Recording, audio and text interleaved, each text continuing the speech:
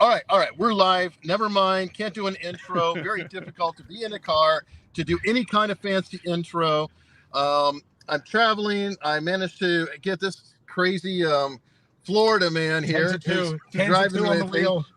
He's responsible today, folks, for real. And I'm being responsible. And by doing that, I'm having Nate, the lawyer, who's kind enough, is going to be running the panel. And he's already organized and better than anything I could do. And he came up with subjects. Holy cow. He's not making it up as he goes because he's the real deal. So, Nate, thank you, sir. Please take it away.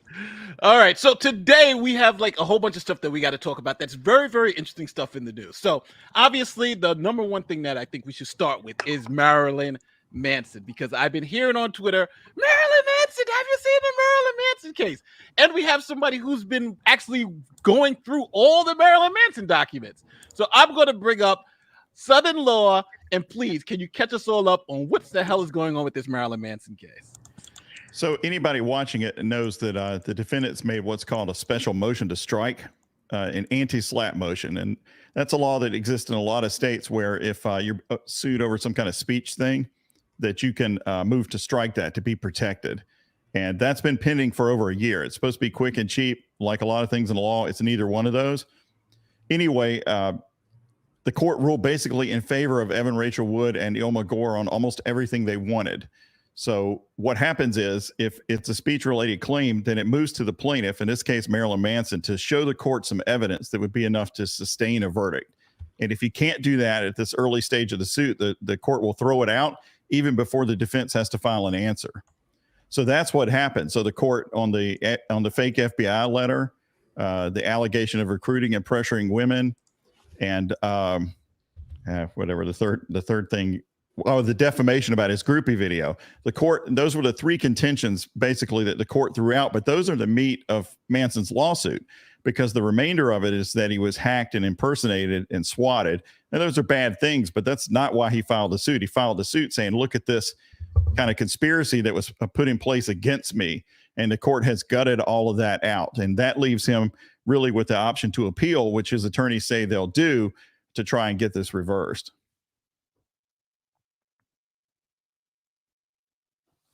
Nate, you're on mute. Nate, sorry, I forgot I muted myself. So what's left of his claim? So it seems like everything is essentially gutted. Yeah, I think that's correct. I mean, he's got hey, they hacked my accounts, they impersonated me online, and they got the police called to my house. That's what's left. And yet if he appeals, which I think he'll do, because he's also tagged with attorney's fees in this, the case is going to get stayed. So, you're sitting on a year-long appeal before this thing even comes back around, assuming it's still alive at that point. And success on appeal depends on what kind of things you're appealing, right? Yeah, some of it's abuse of discretion and some of it's de novo, but the judge kept out a lot of evidence. Like when Smithline dropped her federal suit and did a 180 and came out in support of Manson, the judge said, hey, this is all too late, and she didn't consider it. And so I know his fans were upset about that, and I get it. If I were the judge, I would have let that in because it wasn't Manson's fault he didn't have it. But she didn't, and without that evidence, he was really hurting a little bit to show this pressuring to make false allegations against him. So the judge took like a year or more to decide this, but it's almost a clean sweep for Evan Rachel Wood and Ilma Gore. I mean, they have to be satisfied with the way their lawyers threaded the needle to get them almost completely out of the suit at this stage, and attorney's fees taxed against Manson. Shit. So now, am I wrong to assume, because I'm really foggy on this case? The original case against Manson was thrown out, right? It was no good. Can you speak about that a little bit? Well, there are various cases against Manson by various women. Some of them were in federal court, and they're both gone now. And then there's one on appeal because they were so late. They're old sexual abuse allegations, like you see a lot of these claims being revived now. But these cases were filed before that could happen. So some of them tossed on statute of limitations. He settled one. One of them gave up. One of them was dismissed. One of them is still pending in California with Jane Doe. And then there's the New York case that started in state court, went to federal court and back down. And that's also in that Adult Survivor Act that lets you sue, basically, I think, no matter how far back in time your allegation is. So he's got a series of cases against him, but he sued Evan Rachel Wood and Ilma Gore. They've never litigated against him. but he has sued them, saying that you guys put this conspiracy against me to drum up false allegations. That was really the nature of his lawsuit, although he had other claims in it. And the judge has pretty much at this stage tossed all of that out. Yes. Doesn't look good. Can you know what? A question that I get a lot is about for the Adult Survivors Act. So for those of you who don't know in the audience, the Adult Survivors Act is the state saying, well, even though this happened 40 years ago, we're going to give you a certain amount of time, let's say a year from today, to file your lawsuit about sexual claims from 30 years ago. And if you file them within that time, they'll be good. But now there was an argument that this may violate ex post facto laws for the U.S. Constitution, which I continue to tell people, I believe that's only applicable to criminal cases. So can you speak to that, Southern law? That's also my understanding, Nate, is that some states do find that, you can't do this. Other states say that you can. And California is one of the ones where you can. So you can have a retroactive change in the statute of limitations for civil cases in California, and I suppose in New York too. Although, that New York law has some limits to it.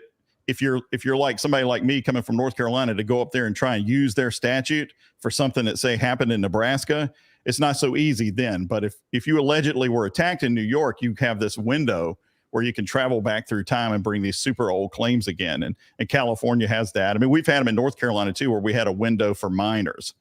And New York had the minor window, but it closed. And now they have the adult window.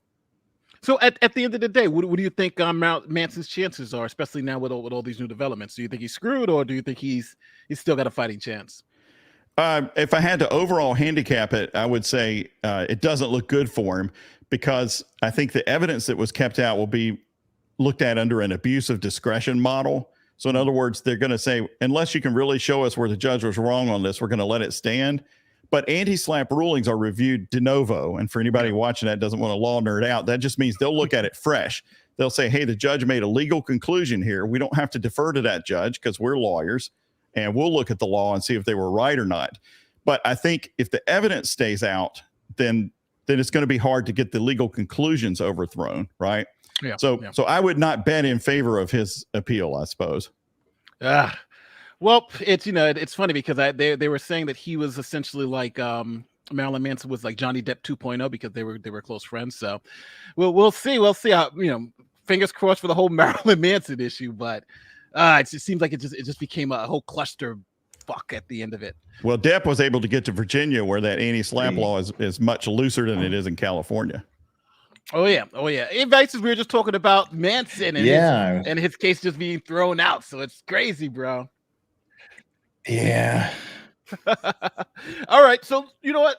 This is a case that I think now we've got the sexual assault case, obviously, with Marilyn Manson, but this is a case where I just find so fascinating. So let me give you a little background before I bring the expert. Steve, an expert on this guy. So whatever he say, if I say something different than him, believe him. Don't believe me. But I'm going to bring this up. So in Florida, Florida Governor DeSantis has expanding the death penalty to child, I'm going to say blank cases instead of child, because we're trying to keep this monetized. So they're extending the death penalty to child blank cases. Now, the fascinating part about this is that Florida is doing this in direct violation of a 2008 Supreme Court ruling, which Steve is going to talk about, called Kennedy v. Louisiana, where the court, in a 5-4 split decision, conservative. This is when the court had a liberal leaning. So you have essentially five liberal judges and 4 conservative justices, where all 5 of the conservative justices vehemently dissented and said the ruling was bad.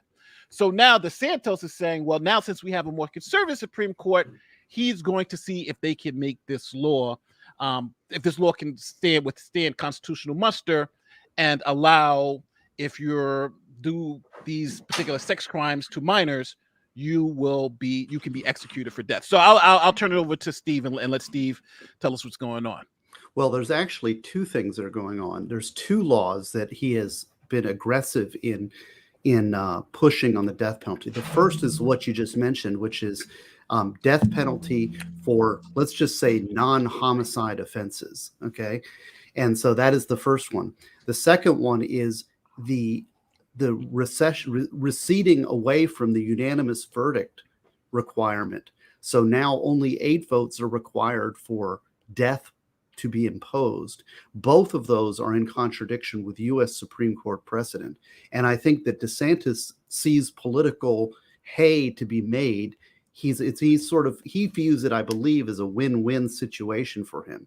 Either he becomes the advocate for the death penalty, which I guess he sees as popular in the state or in the country, and the Supreme Court strikes him down, and he will crusade against the Supreme Court's activism and say, I will pack the court with pro-death penalty people, which he has done in Florida. Or he will win, in which case he's been the champion for getting the thing, and he's the one that challenged it. So the cases in against the non-homicide offenses, it is explicitly recognized that in Coker v. Georgia, which is 433 U.S. 584, 1977, that court held that death penalty for adult woman same offense, non-homicide, was unconstitutional and grossly disproportionate and excessive punishment. Now, that was not a 5-4 decision. The follow-on case was Kennedy versus Louisiana, and that was 554 U.S. 407, 2008, and that was a 5-4. And that one is basically interpreting the cruel and unusual punishment clause, and it's saying explicitly that that death penalty is only reserved for homicide offenses. It can only be used against first-degree murder. So that is the and so this is if the I know that the courts in Florida have been packed by pro-death penalty judges, but if they were fair, they would by course of having to follow the U.S. Supreme Court, they would have to strike down this law as unconstitutional based on Kennedy v. Louisiana, and then let the Supreme Court make the decision and recede from it if not. Now, I do want to go on the other one, which is the 8-4 verdict, which is, I think, much worse. I don't know. Both are very bad from a practitioner standpoint, but the 8-4 is an explicit rejection of Ring versus Arizona, which is U.S. Supreme Court 536 U.S. 584, 2002, as well as Hurst v. Florida, which was in 2016, 577 U.S. 92. Hurst v. Florida struck down Florida's death penalty regime and explicitly talked about a unanimous verdict. And that was an 8-1 ruling. And what happened was Florida then reintroduced or fixed the death penalty statute to require unanimity, require jury verdicts. And now DeSantis has now receded from that and had the legislature say that we only need an 8-4 verdict in order to get death, which I'm very upset about. And I'm kind of in the middle of here doing capital appeals in Florida. Well, Steve, two questions. The first one is, so I'm understanding you correctly. It seemed like you were saying there was a non-unanimous. It didn't have to be unanimous previously. Then there was a court case, and then they made it unanimous, and now they're trying to go back to non-unanimity. Is that what Florida had, right? See, Florida had fixed their statute, and after Hurst v. Florida struck Florida's death penalty, there was a recommendation. It's very complex in the weeds kind of stuff. But if you're a criminal lawyer, you might know Apprendi, which is an excellent case talking about juries are required in order to make factual findings. And following on that, juries are also required to find aggravators in a death penalty system. So because of that, the jury has to make the findings that make death eligible. Now, whether it's unanimous or not, that's one of those questions that's out there. But I think the Supreme Court has been very clear on that. I'll be surprised if the 8-4 verdict thing survives even constitutional scrutiny at the Supreme Court, given the makeup of the court and given I just can't see. I mean, I think it's very bad that. But what was the question? well, Steve, I mean, if you don't think that, I mean, what would be the constitutional grounds for saying it's very bad? Well, just one point of fact that I just wanted to just make sure just to put out is that Florida is not the only state that didn't require unanimity. Alabama requires at least a 10-person vote, so it can be 10-2 in Alabama. And from my understanding, the constitutional question on whether unanimity is required in the sentencing phase has never been addressed. It has been addressed, though, when it comes to the guilt phase of the trial and the aggravating factors. So this is one of those places where there are only 2 states that do it: Alabama with the 10-2, and now Florida with 8-4. See, the problem, though, is that as a matter from an appellate standpoint, yes, I understand that Alabama is the other outlier. Florida is very aggressive. We are way an outlier for the rest of the country. And we are so far an outlier, it's not even funny.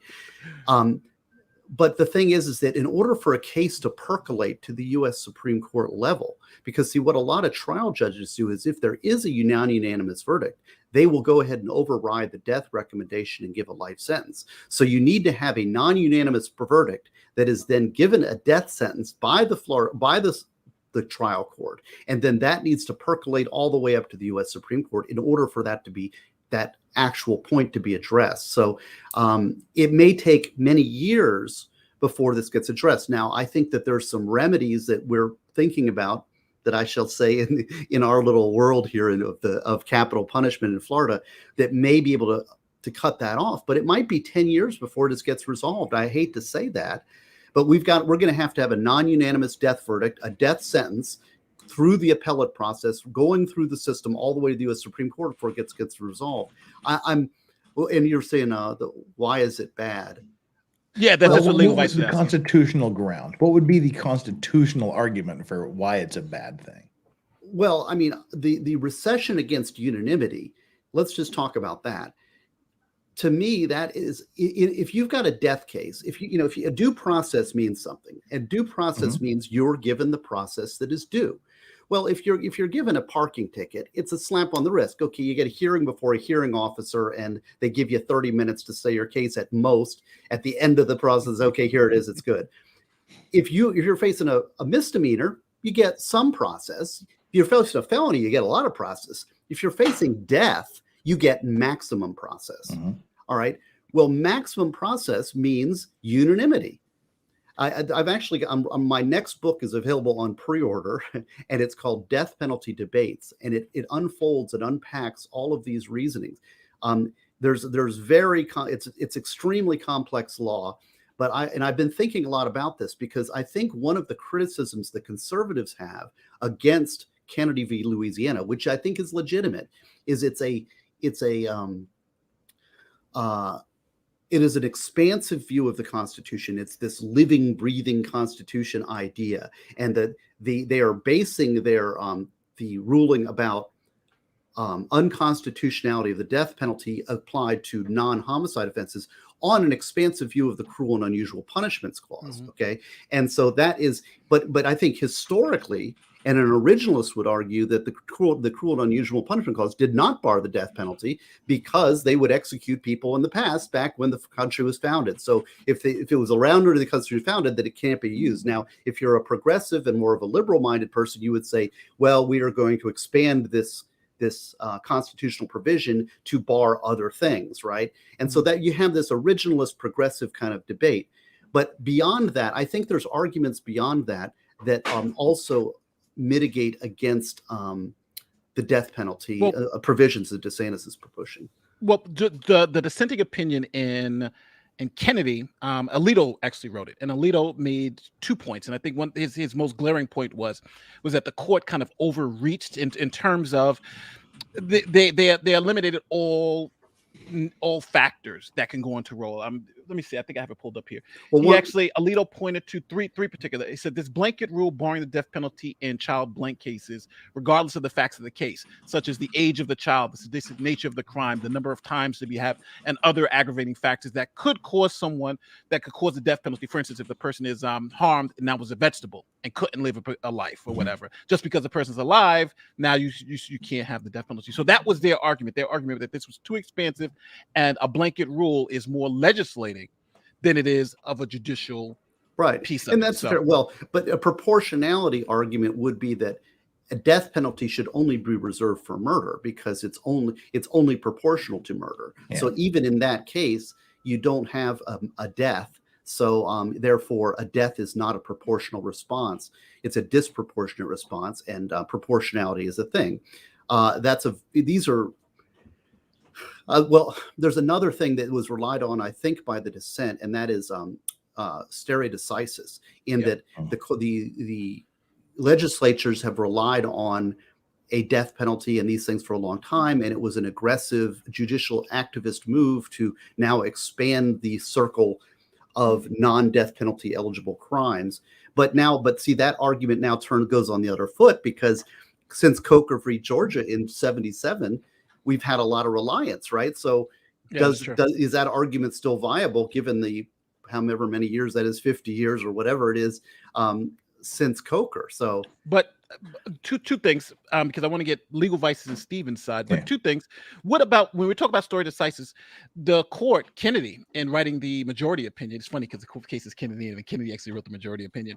He actually noted that there were two people on death row at the time for non homicide charges, and that I forgot. He said that, and even the federal constitution, he says, allows not for treason. Can I clarify? Because people hit me on this, because Kennedy v. Louisiana, the actual court holding is the death penalty is unconstitutional in all cases that do not involve homicide or crimes against the state.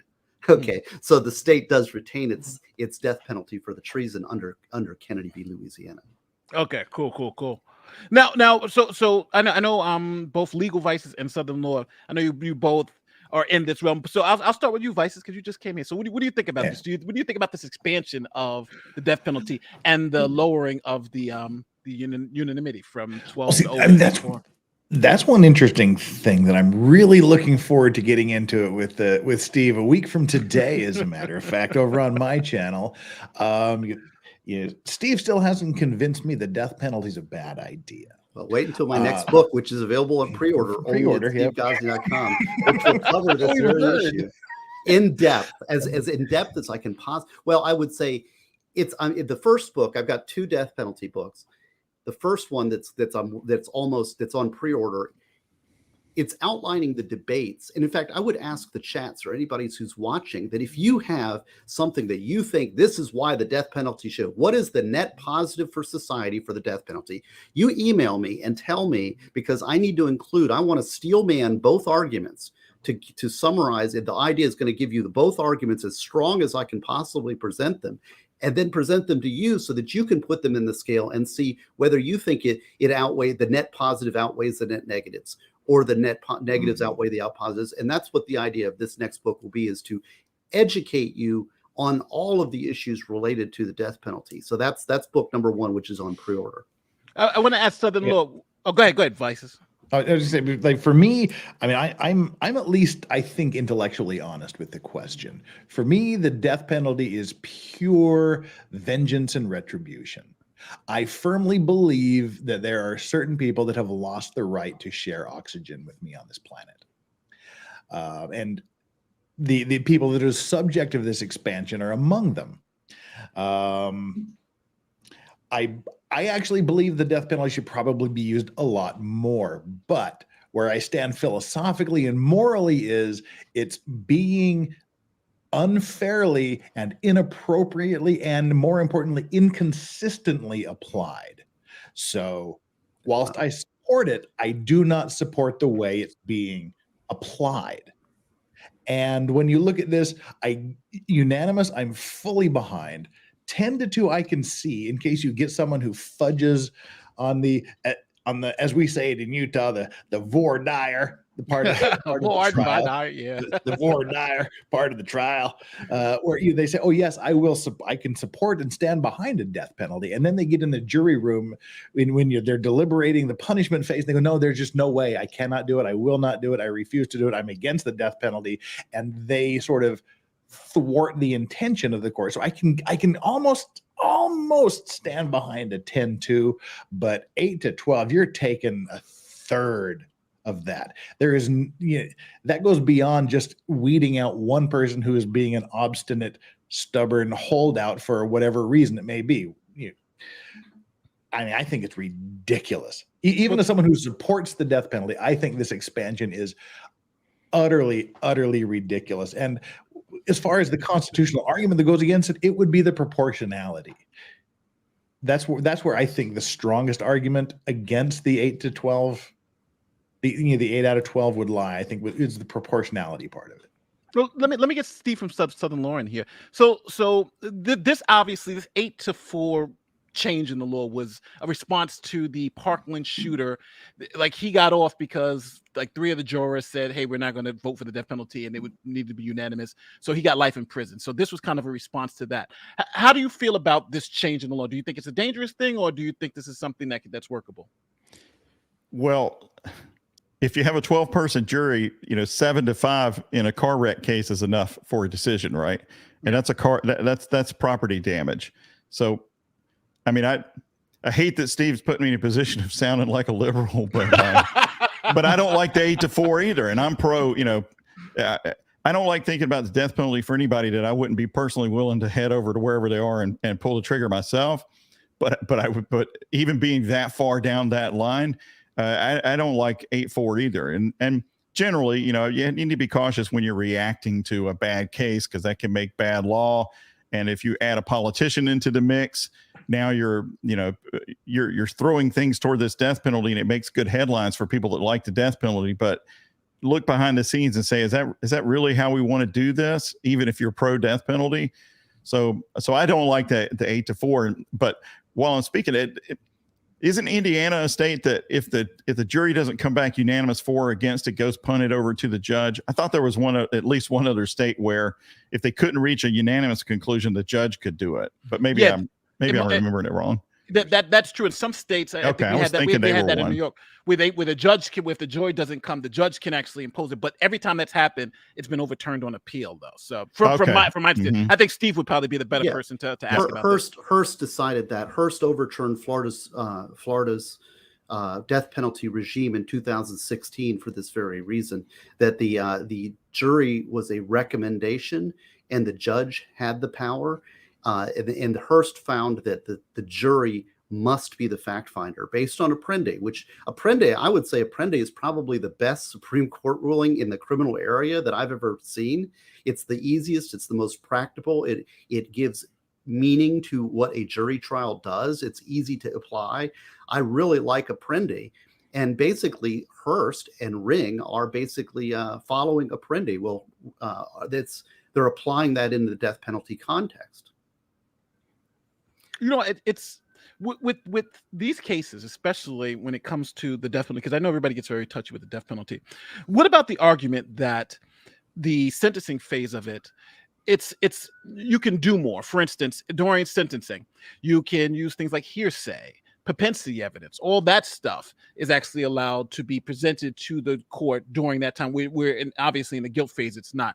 So lowering the standard from unanimity to 8 to 4 is just an extension of that. It's not really unconstitutional because, in the guilt phase, you can't you can't have hearsay and you can't have propensity evidence to show that person acted in conformity with it. So what do you say about that argument, that the sentencing phase is different constitutionally than it was in the guilt phase? Well, and just so people are clear, what the sentencing in a death penalty case, there's a guilt phase.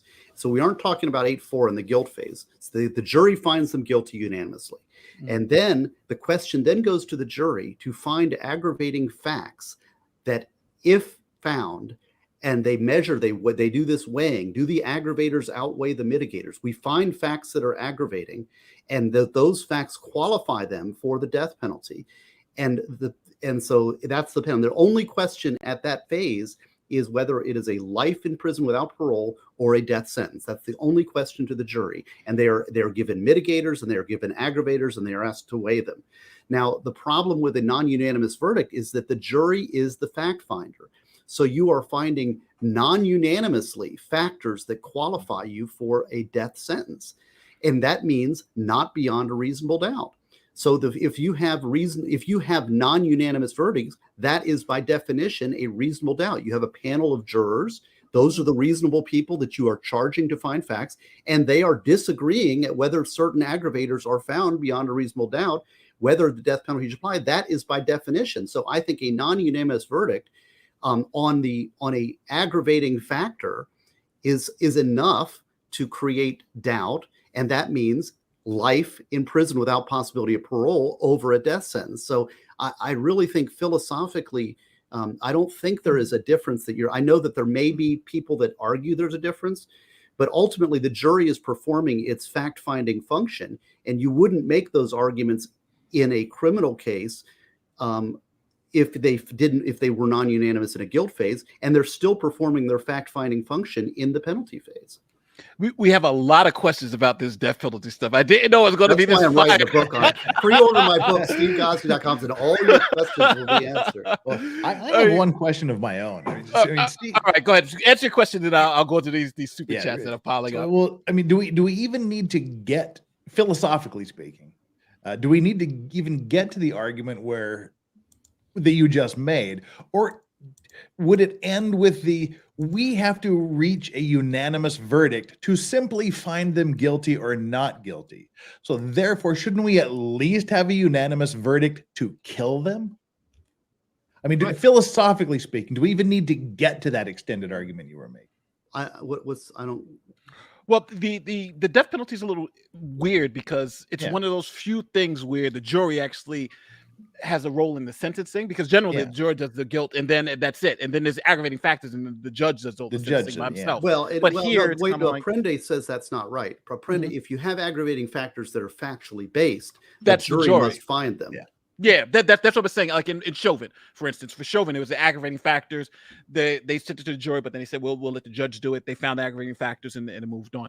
But in this case, I think what you're saying is that since they've convicted them beyond a reasonable doubt of murder, now for the sentencing, it should be unanimous for them to sentence him to death. Yeah, I mean, just philosophically, that makes sense. If you require unanimity just to simply say guilty or not guilty, deciding whether or not to kill them is such an increased responsibility, an increased, the level of seriousness increases. You're not just saying guilt or innocence. You're saying you live or you die.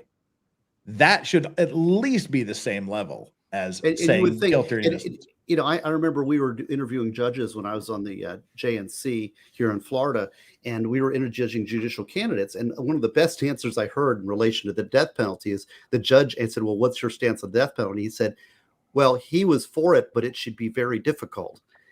And this is the thing. I mean, a unanimous verdict is difficult. It's a high burden for the state, but shouldn't it be? I mean, do we want to lower the bar on giving the state the power of death, just as a matter of citizenry, as we the people, and a matter of limited government? If you're going to have a death penalty, it at least ought to be difficult for the state to impose. I think we all agree heavily, especially with the government that we have, because we know it goes kind of crazy here. So here we go. Jim says Steve needs to talk to Damien Eccles. He was on death row for 20 years wrongfully, and he supports the death penalty. He says it protects prisoners. Well, and here's the one, and like I said, I am fully aware of the arguments on both sides. And one of the arguments for saying it's a net policy positive is that you have what is the penalty for somebody who's serving life in prison for killing another prisoner or for killing a prison guard? Now, on the other hand, there's, I get that, and I have that, and it's Jim. I've seen Jim around. I would also say that the contra effect is also a case, because does the existence of the death penalty actually encourage prisoner on prisoner murder? Because what we have a thing in Florida called trading your roommate in for a television set. Because what that is that in our regular population, which if you're life in prison without parole, you're in a general population, you have a roommate, right? Well, if you kill your fellow prisoners, it's not exactly the right thing for the state to put you in a room with another prisoner, so you get a single cell. So on death row, you are a single-celled person. And so what the people do is they trade their roommate in for their single cell, and they kill their roommate. So in fact, the existence of the death penalty may actually increase the liability or culpability for people to kill their fellow prisoners. So that goes both ways. That's crazy. Here's another one. Unless the legal system changes to a 100% proven standard, which is impossible, that someone has done the crime with zero doubt, to end someone's punishment should be against the constitutional right. Well, and maybe let's not say 100%, but let's just say unanimous by a jury of 12. Yeah. I think that's fair. That's a minimum that it should be unanimous by a jury of 12. Well, we answered this one, yeah. Yeah, Nicholas. It's Nicholas. Yeah, Nicholas. He's a good guy. You know, he's a Swedish labor lawyer.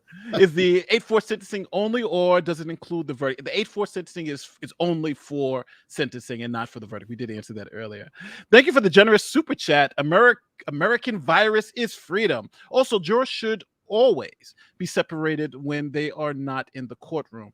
They should base their vote on what they think during the trial, not deliberations. If the jury does not come from individual beliefs, they can be corrupted. But that's a very interesting point. I'm gonna think about that one. I fully disagree with it while Steve's thinking about it. Go ahead. I'm actually going to throw it to one of you guys. So go ahead, Southern Law. Why do you disagree with this? Well, let's take it into criminal context. You're asking for a 12-0 and people getting together and discussing things like the four of us are doing. Like, I'm listening to some of Steve's points. He's not corrupting me. He's informing me of some logical thoughts. And then we can talk this back and forth, and a jury does that.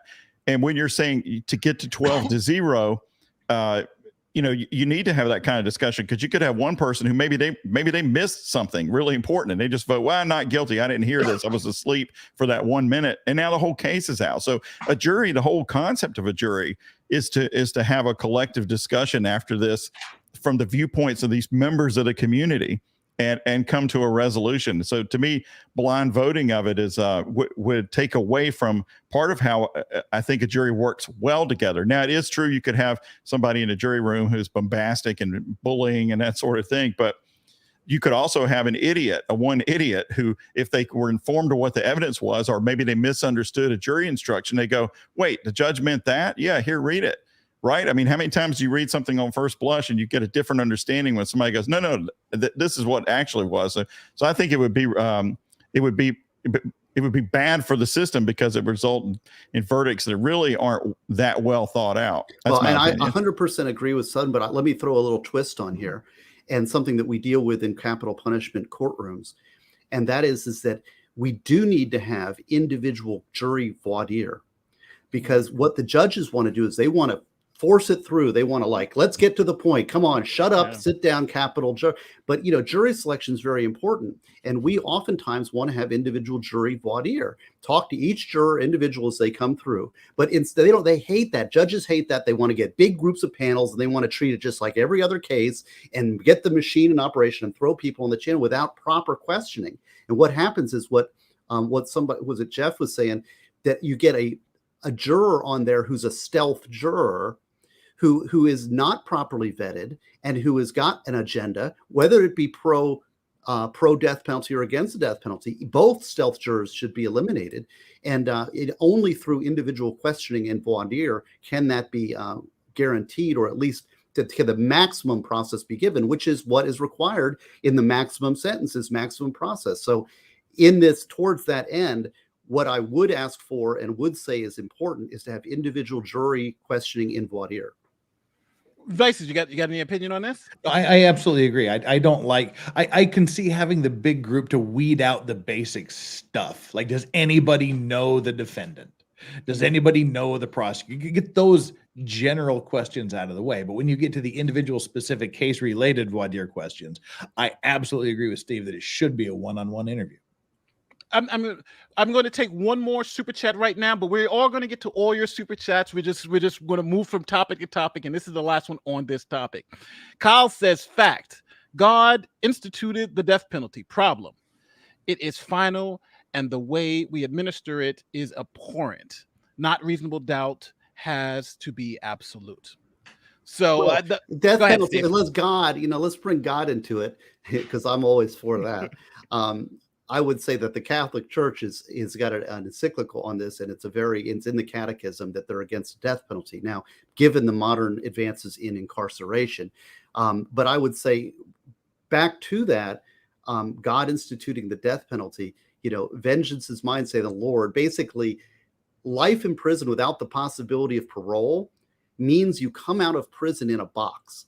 The only thing we're arguing about is whether there's human intervention that hastens that end, or whether, and they come out of the box either way of the prison. So, when we're talking about the against the death penalty, the alternative is life in prison without the possibility of parole, which is no bleeding heart liberal solution. That is a very harsh punishment. In fact, many people, including prisoners, and I have multiple examples, like a lot of our death row inmates are volunteers. 10% of death row is volunteers. That means they would prefer death than life in prison without parole. So life in prison without parole is a horrific punishment and is not to be minimized by people who are pro-death penalty.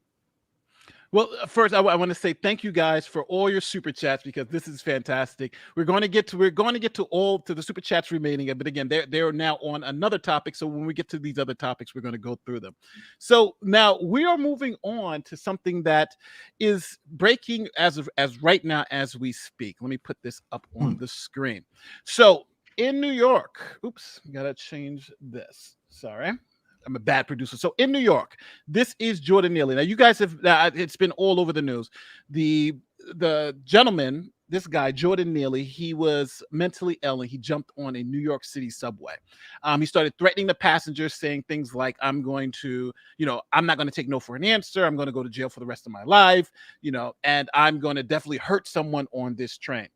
Passengers got scared, jumped on him, tried to hold him down, called police, and then by the time police came, he died. Now, the person who did that, the person who actually put him on a chokehold, is now being, he's been indicted, and he's about to face second-degree manslaughter charges for the reckless. They're saying that his actions were reckless.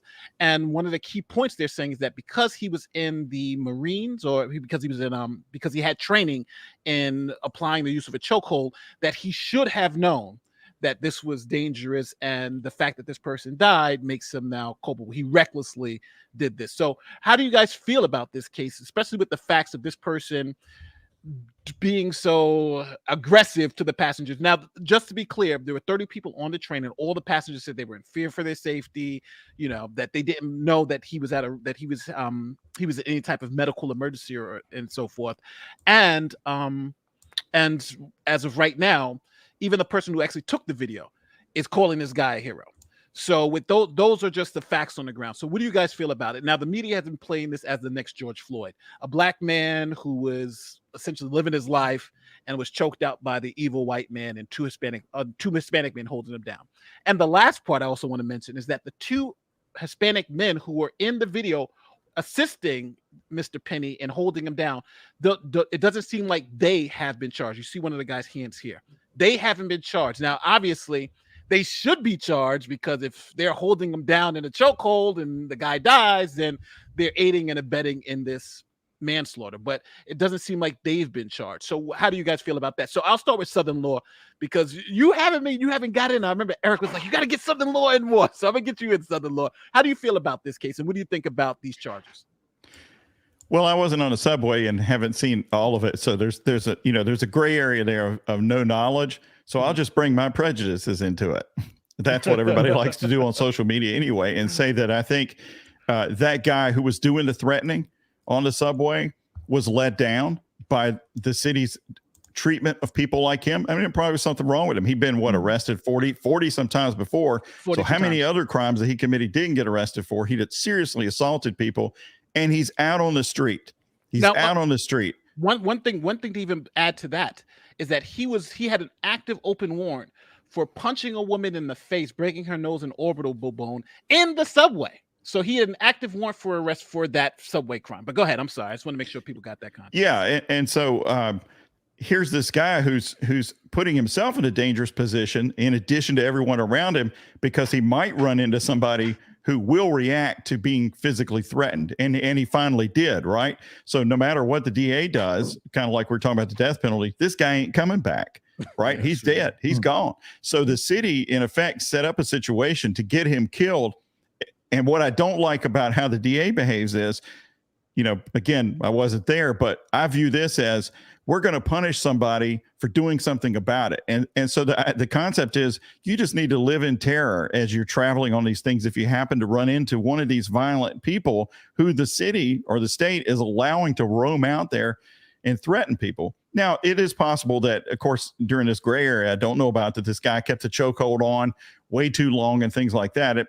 But it strikes me the way the DA behaves with letting people off for certain things and then making specific kind of charges, kind of like when they charged the guy in the bodega who was trying to defend himself and then they finally had to drop it. That has set me, that case right there has set me to think they're very willing to look at self-defense cases and charge to get the politics in, regardless of what the facts are. But, I'm always open to maybe that something happened there that would, that would color this to a correct decision. But just off of how it looks, to me, it looks like, they don't want you to defend yourself. I mean, it was this, how far can you take it when you're defending yourself? I mean, how much scrutiny does this guy get? Because my understanding is the guy on the subway said, I will kill one of you MFers. I don't care. I'll go back to jail. None of this scares me. I'm going to hurt somebody. So he gets choked, maybe too long, maybe not. And now it's this guy's fault when it really should be the DA's fault and the police fault and everybody on the city council's fault for not having this guy locked up or in some kind of treatment to begin with. That's my opinion. Let me show you guys exactly what it said. Now, I did a video on this earlier, so ignore my speech, but you'll see exactly what the witnesses said. This video that everyone's seen. Now, here is his eyewitness account of what happened on the train that day. According to a witness, the man began shouting, quote, "I want food. I'm not taking no for an answer. I'm ready to go back to jail, and I'll hurt anyone on this train." The man got on the subway car and began to say a somewhat aggressive speech, saying that he was hungry, he was thirsty, and he didn't care about anything. He didn't care about going to jail, that he didn't care that he gets a big life sentence. So that's essentially what was going on. And it scared everybody on the train. It scared everybody on the train. They're like, what the hell? This guy's coming and ready to do this. So now with that, now we know exactly what, and again, that was a witness who was on the train. So Vices, what do you feel about this case? Pretty much exactly what Southern Law said. I mean, really, I got nothing to add or take away from that. No, it's agree. It's a failure of the system. 100% with Southern Law too. Like 38 times wasn't enough. They had to let him go for 30 and 40 and 41. And I mean, at some point, people have a right to defend themselves, stand up for themselves, and you're not dealing with hyper specialized people that can go, okay, I can have this exact position of hold for an exact amount of time. Bad things happen when people do bad things or attempt to do other bad things. I don't think he should be charged. Before we put this to bed, let you see how the politicians in New York have colored this, and exactly how, for instance, the governor, she gave a statement about this case. And usually they tell you not to give a statement until you get all the facts, but this is what the governor said about this case. Now let me know how you guys feel about this. Describing the events of what happened on that train that day accurately. I want to acknowledge how horrific it was to view a video of Jordan Neely being killed for being a passenger on our subway trains. And so our hearts go out to his families. I'm really pleased that the district attorney is looking into this matter. As I said, there have to be consequences. And so we'll see how this unfolds, but his family deserves justice. Any questions? Governor, what would you say to passengers, riders on the subway, if they're in a position without cops on the car, if somebody's acting erratically, threatening people, what are they supposed to do in that moment? I think it's a case-by-case situation. This was an unarmed individual who had been on the subway many times, known by many of the regular travelers.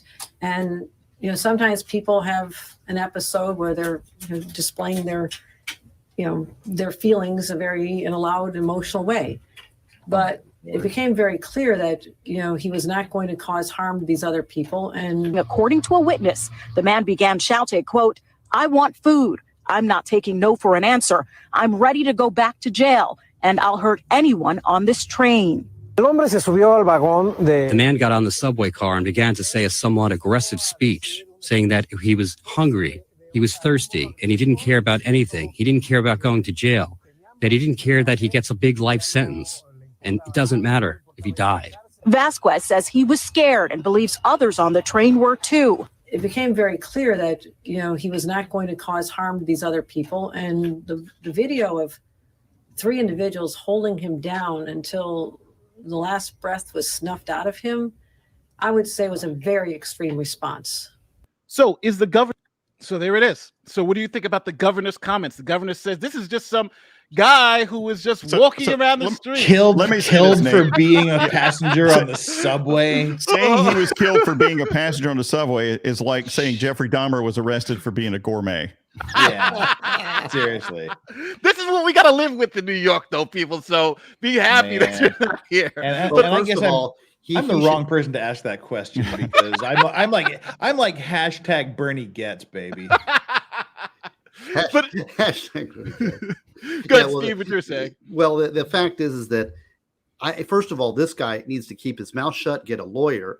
And then it seems to me there's a very good, I don't know the law in New York necessarily, but I hear they're decent self-defense statute state.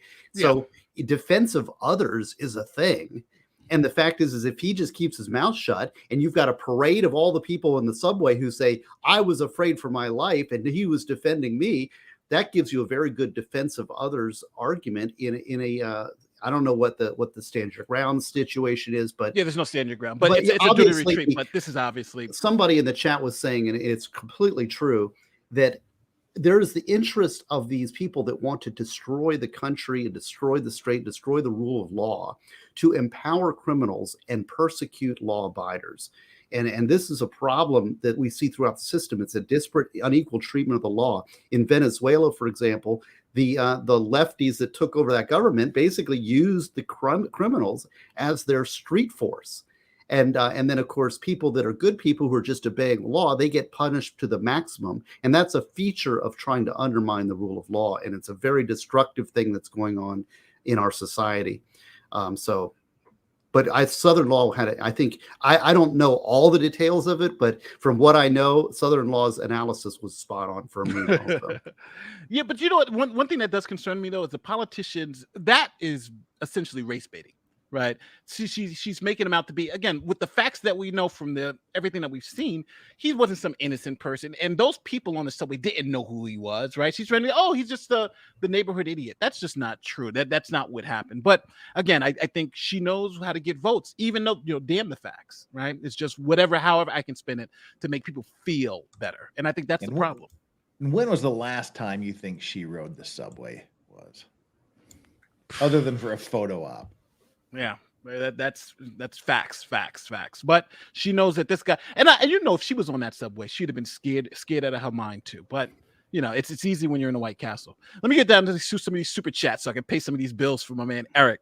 How soon will the Biden Justice Department indict Hunter Biden or others for the alleged foreign donations uncovered this week? What do you guys think? Any hope for Biden to go? Now, from what I'm hearing, the assistant U.S. attorney in Delaware wants to go, but they're saying, there's a holdup. So what do you guys think about the Hunter Biden stuff? Oh, it's 1984. The news will change. This news will be suppressed again. It'll in a week from now, it will never have existed. Why isn't there a special counsel appointed for the Hunter Biden thing? It was under Trump. I think this started under Trump, and then it just kind of rolled over to the Biden. Now by whom? Who's going to appoint it at this point? That's true. I met Steve, Nick, Bronca, etc. in Vegas a while ago. I heard Viva is vacationing in my hometown this summer. I think he's living there now, and I just might end up being there at the same time, slowly meeting all of LawTube. Thanks, Kyle. We appreciate it. Hopefully you'll meet me too, but I'm moving, so. It's funny, all my stuff back here is all messed up because I'm moving. Is this the case saying all vets will flip out on PTSD? That's interesting. I don't think all vets flip out on PTSD, but I understand. American Virus is Freedom for $50 says the lawyers choose the jurors. All jurors have the same evidence and time to review. If you have a bad juror, that is on the lawyers. Individual jurors vote is the only way to get away from the forced votes due to railroading. They are innocent first. So he's responding to the previous super chat. Go ahead, Steve. Sorry. Well, this is a problem, and we deal with this a lot in capital juries, and we attempt. There's a system to train jurors to not be bullied and to protect each other from bullying. You want to have a rational discussion and not an emotionally charged bullying type session, because a lot of times you'll get people that get very aggressive, and it tends to be on the pro death penalty side, and they get aggressive with people that disagree with them, and they want to bully and force the other jurors into going along with them.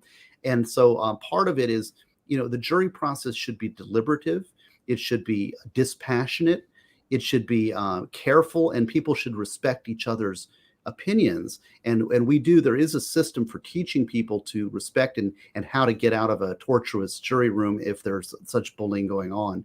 But that is a problem. I mean, jurors bullying each other, and it's a problem into a verdict that maybe they aren't comfortable with. If you think about it, what if you're a pro-life juror and you cast that vote, you can't take it back, and you've got to live with that vote for the rest of your life? There's a lot of cases where jurors, I deal with them a lot in different places. I connect with them, and they have tremendous regret over a vote that they cast, say, 30 years ago, when they're like, now that I'm older and I've thought about it and I've reflected on it, I really shouldn't have voted guilty, or I shouldn't have voted the way I did. So that is a legitimate concern that he has there. Interesting. Here's the last super chat before we get back to another story, before we change stories. Criminals are the terror arm of the state. A terrified population is more welcoming to authority. Tyrants granted general amnesties, all of history.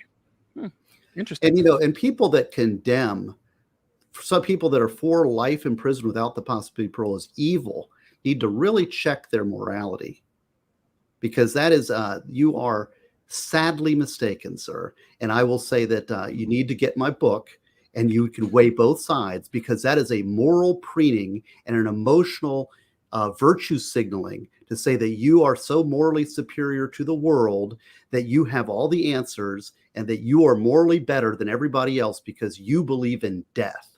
So get your morality straight, buddy. Steve, can I follow up on this point too about this jurors that you were talking about? Is some people may not know it. At the end of the case, if there's a guilty verdict, the defense can poll you, and I'm blocking you, buddy. They can poll the jury so that they can have the judge ask each juror, "Is this your vote?" Yes. So if you did feel bullied, or you're thinking, "I'm not sure," or whatever, there is one final mechanism where the judge will ask each person individually, "Is this your vote?" Yep. It's called polling the jury.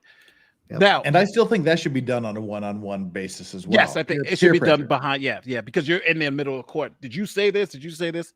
There's a lot of pressure on that. That may be that may be the good point to this. Now, I gotta bring Southern Law back, because he's added this to the montage of the New York craziness. So we got two last stories on New York craziness, and this is one of them. Why are you doing this to us, Southern Law? Steve is doing this to us. So, Steve, let us know what's going on with the suspect on the pride flag. Why do I get this one? No, this is Southern Law, Steve. Southern Law, Steve. So I don't want everybody to think that New York just lets homeless people do whatever they want. Sure, you can assault people, you can shoplift, you can harass, you can terrify, but here's what you can't do. You cannot, if you're a homeless person, and even a minority, because I believe this gentleman was an African-American, home optional, basically. There he only. is. So he's unhomed, I believe. Unhomed individual. So anyway, he needed to drop a deuce, and he went into this little one of those things they put in New York to save you from the virus right there. And he did. He found two pieces of cloth. He used one to contain it, the other for personal sanitation, and he was arrested for that. Even though he was just a customer of a restaurant, just like this guy was just on the subway, right? Let's ignore the crime. But he has been charged with hate crimes because what he used for the number two were the couple of the flags there, which are pride flags. So they have Don't actually forget the flag pole too. He wasn't making a speech or saying anything about why he was doing this, but because he has violated the orthodoxy, he's being charged not just with being where he wasn't supposed to be and using the bathroom where he wasn't supposed to use the bathroom, and I can't believe that's still illegal in New York, but he's been charged with an actual hate crime. So for people who say that, oh, minorities are never charged with hate crimes, here's your example. Just a restaurant customer trying to get through his day, and now he's facing hate crime charges. I guess we found the right positioning on the intersectionality pyramid between the flag people and the black people. Now we know where they stand. The icing on that case is the guy's name is Fred Innocent. Yeah. So any lawyer could stand up and say, "My client is innocent, Your Honor." See, Yep. innocent took. Yeah, he's innocent, Your Honor. The jury has to find him innocent. You could say that and still not be struck by lightning. Oh, hold on. Let me turn off this auto video. Oops. So his name is innocent, but they got him on camera, so we'll see. Yeah, he's looking a little. His middle name might be not. But this is the strangest case to bring hate crime charges on somebody using a flag. It's like, but I think it does show you the unequal way the law is starting to be applied. Well, I don't believe in hate crimes anyway. I mean, the thing is like, so somebody hits me in the head with a bat. Do I care why they did it? It's that racial animus or not. The crime is hit me in the bat, not the color of the parties. I mean, if you hit me because I'm white, or you hit me because you disagree with me, or you hit me because I was disrespecting you, or did, whatever the reason, the essence of the crime is the bat hit, not the motivation. I mean, you have to have the intent to do it, obviously, but I don't believe in hate crime enhancements generally. And then when you talk about hate crimes, isn't that sort of a thought crime? I mean, what's the crime here? It's criminal mischief, defacing a flag. Okay, I'll go for that. But what is the hate crime that he's disrespecting? The hate crime is expressing. Let's assume he's doing it intentionally. It's expressing his opinion towards the flag. Yes, we've already got flag burn. I thought we resolved that with the whole flag burning controversy 3 decades ago. Yes, you can burn a flag, but you can't use one to wipe your butt, right? Because it's a hate crime. Yeah, I think the case has a lot to do, but again, it's New York, right? And people keep saying, I voted for this. No, I didn't vote for these guys. I didn't vote for these guys. No, I did not. But so now we have, one homeless guy, he's a hero. The other one, he's bad because he used the flag. It's crazy up here. But now we're about to get out of here, and we have one more case that we have to just talk about. Again, I'm sorry, people, it's coming from New York, but it's obviously the Donald Trump case and the verdict against E. Jean Carroll. Now, for those of you who don't know, she accused Trump of unpleasant things. I can't really use the word, but it happened 30 years ago. Now, there were some problems with this case. Obviously, the major problem is that she didn't remember what year it happened in. So she wasn't sure if it was late 2015, early 2016, and there were a lot of things happening. And she won on battery, and she also won on defamation, but the jury did not believe her claims of blank. What they did essentially say is that she was assaulted in a particular manner, but that could even be, like, say, if you slap someone on the behind, that's also considered a battery, a sexual battery, for instance. So the jury then awarded her $5 million, $2 million for the battery, and $3 million for Trump's defamation, because Trump said specifically she wasn't his type. She was lying about the whole thing. He never did this, and that the fact that she's a liar and she was just doing this to publish a book. So they found that those statements that she made, that Trump made, were false and defamatory, and gave her $3 million for that. So how do you guys feel about this verdict? Do you think justice was done? Who do you think is responsible for her winning and losing? I'll throw it to Vices, since you haven't said too much, Vices. Wow, that's the first time anybody's ever said that to me.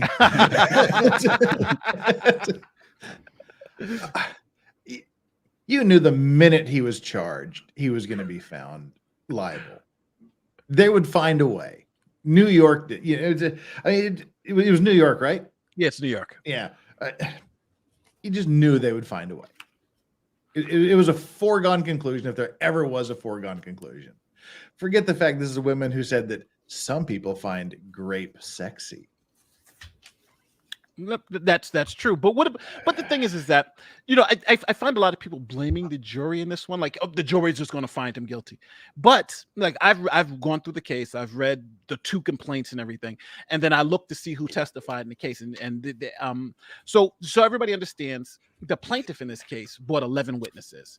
She brought 2 propensity witnesses, 2 women who said that Trump had done this to her in the past, 2 of her friends who she supposedly told of the event during the same time to corroborate her story. And then she brought in some experts to say, this is the trauma and all this other stuff, and 11 witnesses in total.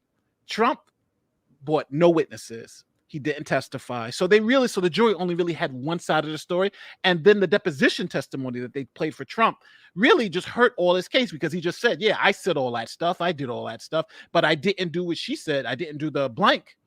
And that's the only thing that they said that she didn't prove was the blank, but everything else was proven. So I think if Trump essentially didn't put on a defense, he just kind of said, so what? So, and I think when it comes to Trump, a billionaire, $5 million is maybe like $150 to him. You know what I'm saying? It's not really big money. So, you know, how do you guys feel about the fact that he really didn't put on a defense? He just kind of just said, I didn't do it. And that was it. Well, I mean, I think that was probably a strategic decision to not let himself be to lose control in court, you know, subject to cross-exam, even though, you know, he is still quick of mind, whether you like him or not, he just is. I mean, the CNN thing showed that. Oh, yeah. But, you know, I looked at the verdict form. I didn't read the complaint, and I saw $1.7 million for the reputation reform program. Yeah. I mean, she's going to spend almost $2 million to restore her reputation to what? I mean, who thinks anything bad about this woman because Trump said he didn't do what she said? I mean, is she spending that money on a magazine spread at Vogue or something to restore her reputation? I know some of these verdicts, you know, and I'm all for punishing people who assault and stuff, but these open window statutes, Nate, like you talked about early in the program, where you can now reach back in time, and then she was funded by somebody, you know, group out to get Trump to bring her lawsuit, is my understanding. Yes, she was funded by the owner of LinkedIn. He funded this whole lawsuit. So that was one of the other issues in this. So yes, you're correct. And I didn't see the testimony, so I don't know how the jury got to the conclusion that she needed, you know, what, $1.7 million to restore her reputation. That it's some of this civil stuff just seems really silly to me. It's more about politics and punishment than actually putting the person back to where they were supposed to be before. That's civil law. Yeah, I agree. I agree 110%. But it's kind of like, it's like somebody in the chat just mentioned, how do you disprove a negative, right? Somebody says you did this, and you can go up there, you say, I didn't do it, but you don't have any evidence. But I do think that they missed an opportunity. They could have put on some expert witnesses, right, to challenge the fact that, hey, this you know, just because generally you put on experts to combat experts, but not putting on anyone, I think was a misstep. You know, it's kind of essentially just saying, so what, right? And the only thing that the jury heard from the other side was Trump's deposition, which wasn't really great for him. You know, it just wasn't. So I think you kind of left the jury in a no-win scenario. You know, it's like only one side we've only got the story from one side. So how else could we rule? You know what I mean? In that sense. Mm-hmm. Go ahead, Vice. You feel like you want to jump in? Oh no, I'm good. All right. So let me take down these last two super chats, because we went through so many cases today. It has been insane, and all this stuff has been really good stuff. We've been Supreme Court precedent, so you guys have gotten some real great stuff today. Here we go. This is Dark Luchgood. What am I saying this right? Dark Luchgood. I'm not even going to try it. Goosey agreed on unanimity. The constitutionality argument for non-homicide deaths, Penn seems pretty weak, though. You seem to conclude that under originalism that this holds up. It seems the sole solution is an amendment. No? Well, that's okay. There's two different things. Because something is constitutional, that does not mean it's good public policy. So there's a lot of bad public policy out there, but it may be constitutional. So whether or not I concede that, I do not, because I am in a public defender's office that makes these arguments. So, but let's assume that I agree that under originalism, the death penalty is not barred by the cruel and unusual punishments clause. Okay, let's concede that for the purpose of this argument. That does not mean it's moral, it's good public policy, or it is the right thing for us to have on the books as free people. So those are two different things. It can be, if it's unconstitutional, then the debate is over. If it is constitutional, the debate continues. I agree. I hate when you guys just say things so plainly, because like, I want to say something, but I can't say anything on top of that.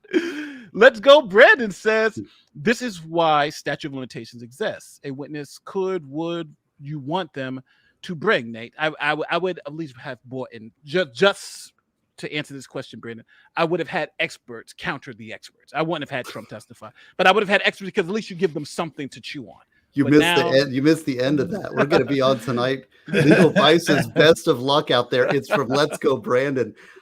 I don't know how long can your liver last. That's the more interesting part of this. Well, we're frustrated 10 shots already. So. Oh my God. Well, listen. First, I got to thank my amazing guests because this was some insight. We got everything from Florida death penalty law to New York and Trump to homeless people on the train acting crazy. So we've touched a little bit of everything. Manson, I'm telling you, it's been all great. So first, I want to give my guest. I want to give Eric's guest just some time to again find out where these people are going to be, and please go subscribe to their channels and follow them wherever they are on social media. We're going to start with Southern Law. Southern Law, where can the people find you? My channel is Southern Law. If you wanted to know more about the Manson case, I put myself through it. You're welcome to join me in videos posted earlier this week, and then Crime Summaries was posted this morning. Thank you so much, Steve. You Yes. got that book, which now I'm gonna go read because you made me so. I'm like, this is so good stuff. So Well, let us know. Let the people know they can find you. SteveGosney.com's all things Steve Gosney. There is the Prepare book, which is my newest book that's available now. There is Ideas and Answers in Law, which includes one of my best articles in here, a chapter on battery by slight touching, which goes to the Trump allegations. And that's as far as how should that be charged in criminal law. So definitely get this one if you're interested in law. Get this one if you want to improve yourself head to toe and prepare yourself for dark times ahead. And then I also have for pre-order my book called Death Penalty Debates, which is going to be an outline of both sides of the argument on the death penalty thing and weighing it. It's called Death Penalty Debates. Is the death penalty a net positive or a net negative for society? So that is available for pre-order only at stevegosney.com. Last but not least, Legal Vices. Where can the people go find you?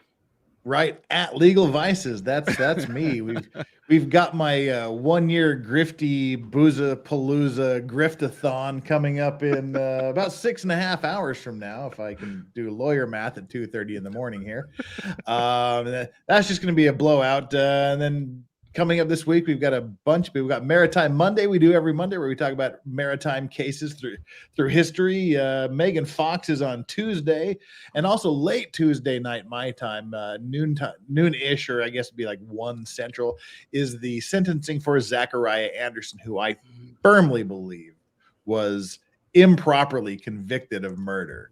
And then I'll be having his brother on my stream, Solomon Anderson, on Wednesday to I guess it'd be Tuesday night state time to talk about that. We'll be going over the appeals, where they're at, what's happening, the sentence itself.